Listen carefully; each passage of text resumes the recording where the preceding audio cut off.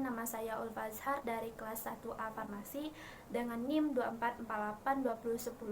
2448201025. Baik, di sini saya akan menjelaskan mata kuliah biologi sel dengan materi yaitu teori sel, organes sel, dan siklus sel. Pertama, kita akan membahas teori sel. Apa itu sel?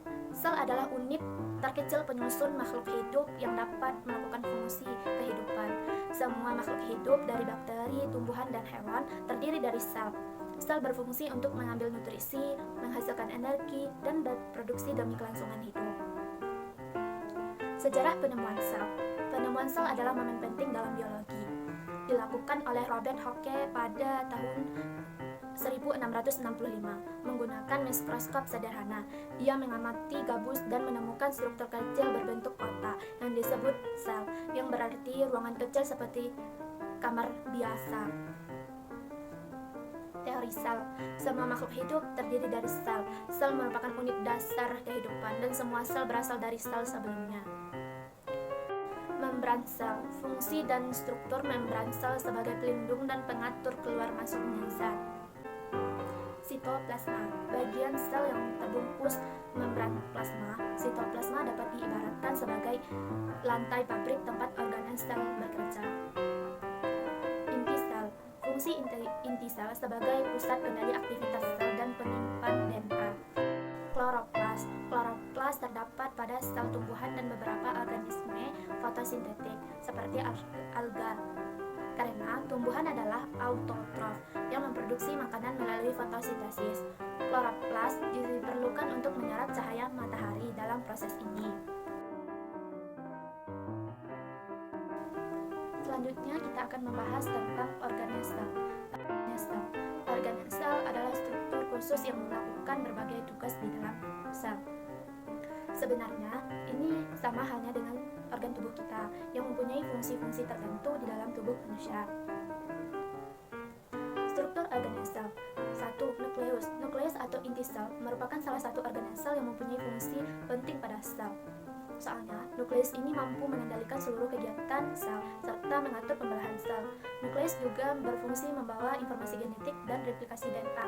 Nomor 2, ribosom. Ribosom pertama kali ditemukan oleh Geoffrey Emile Plade, seorang ilmuwan biologi sel di tahun 1950. Ciri-ciri organisme sel ribosom yaitu berbentuk kecil-kecil dan ada banyak sekali. Letaknya pun tersebar bebas di sitoplasma. Nomor 3 yaitu retikulum endoplasma. Kalau retikulum endoplasma ini terletak dekat dengan nukleus.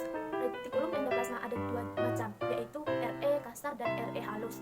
Fungsi Re kasar yaitu sebagai lokasi sintesis protein dan modifikasi protein.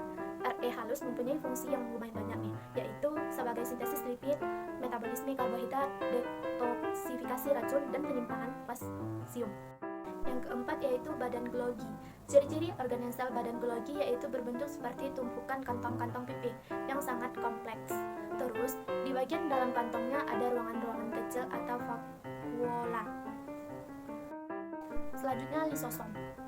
Lisosom merupakan organes sel yang hanya terdapat pada sel hewan. Bentuk lisosom yaitu seperti kantong kecil yang berisi hidrolitik yang disebut dengan lisozim. Fungsi dari lisosom yaitu sebagai tempat pembuatan enzim-enzim pencernaan. Yang keenam yaitu mitokondria. Mitokondria merupakan organes sel yang berfungsi sebagai tempat respirasi. Jumlah mitokondria sendiri di setiap sel itu beda-beda. Banyak atau sedikitnya jumlah mitokondria tergantung pada jumlah energi yang diperlukan oleh setiap sel. Selanjutnya kita akan membahas tentang siklus sel. Siklus sel adalah proses berkelanjutan pembelahan sel untuk pertumbuhan dan perbaikan, terdiri dari interfase dan mitosis. Di dalam sel ini mereplikasi DNA dan membelah menjadi dua sel anak yang identik. Tahapan siklus sel. Interfase. Interfase terbagi 3 fase. Fase G, pada fase ini mengadakan pertumbuhan dan perkembangan. Fase ini juga dikenal sebagai gap pertama. Sel tumbuh membesar, organes sel disalin dan terbentuk dinding molekuler. Fase S, pada fase ini sel mensintesiskan salinan DNA dalam nukleusnya. Sel juga menduplikat struktur perorganisasian mikrotubulus, yang dimana centrosom membantu memisahkan DNA selama fase M nantinya. Fase G2, fase ini ditandai dengan semakin besarnya sel. Pada fase ini juga terbentuklah protein sel organel. Setelah semua beres, fase mitosis siap dimulai. fase mitosis, sepanjang terjadinya fase ini, sel membagi DNA dan sitoplasma yang sebelumnya telah disalin menjadi dua bagian dan membelah dirinya. Di dalam fase mitosis ini ada 4 tahap yang terjadi. Tahapan tersebut diawali dengan profase, metafase, anafase, dan diakhiri dengan telofase. Setelah semua proses berakhir, sel-sel yang baru terbentuk tadi akan memulai siklus barunya sendiri. Siklusnya sama dengan siklus yang dialami oleh induk sel mereka. Begitu seterusnya sampai akhir makhluk hidup yang bersangkutan mengalami kematian. Pada saat itulah siklus sel juga akan menemui akhirnya. Panjang waktu siklus sel berbeda-beda antara satu makhluk hidup dengan makhluk hidup lainnya. Pada manusia lazimnya siklus sel berlangsung selama 24 jam. Pada binatang yang lebih kecil bahkan bisa hanya melakukan waktunya selama 9 jam saja. Tujuan siklus sel. Pertama, reproduksi. Siklus sel pada reproduksi mempunyai tujuan penting untuk menjaga kelestarian makhluk hidup.